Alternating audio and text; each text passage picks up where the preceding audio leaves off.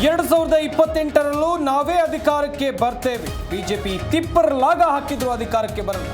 ಪಾವಗಡದ ಕಾರ್ಯಕ್ರಮದಲ್ಲಿ ಸಿದ್ದರಾಮಯ್ಯ ವಾಕ್ಪ್ರಹಾರ.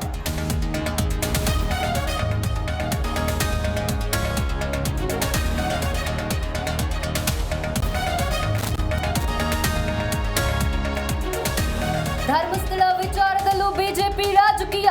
ಧಾರ್ಮಿಕ ಸಂಸ್ಥೆ ವಿರುದ್ಧ ಸರ್ಕಾರ ಅಪಪ್ರಚಾರ.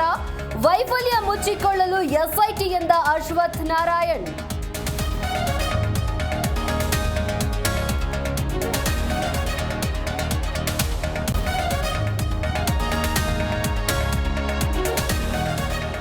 ಪ್ರಮಾಣ ಮಾಡ್ತೇನೆ, ಶ್ರೀರಾಮುಲು ಜೈಲಿಗೆ ಹೋಗ್ತಾರೆ, ಮತ್ತೆ ಸಚಿವನಾಗಿ ಬಂದು ಅವ್ಯವಹಾರ ಬಿಚ್ಚಿಡ್ತೇನೆ.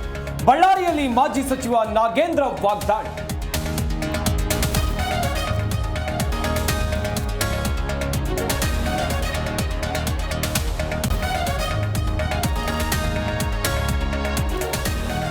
ಮಹಾರಾಷ್ಟ್ರ ವಿಧಾನಸಭೆಯಲ್ಲಿ ಕೃಷಿ ಸಚಿವ ಎಡವಟ್ಟು.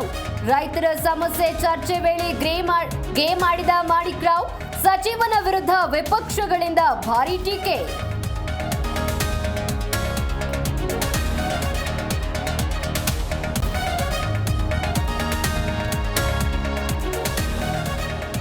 ಅಕ್ರಮ ಆನ್ಲೈನ್ ಬೆಟ್ಟಿಂಗ್ ಆಪ್ ಪ್ರಕರಣ. ತೆಲುಗು ಸ್ಟಾರ್ ನಟ ನಟಿಯರಿಗೆ ಇಡಿ ಸಮನ್ಸ್ ಜಾರಿ. ಒಬ್ಬೊಬ್ಬರಿಗೆ ಪ್ರತ್ಯೇಕ ವಿಚಾರಣೆಗೆ ಹಾಜರಾಗೋಕೆ ಸೂಚನೆ.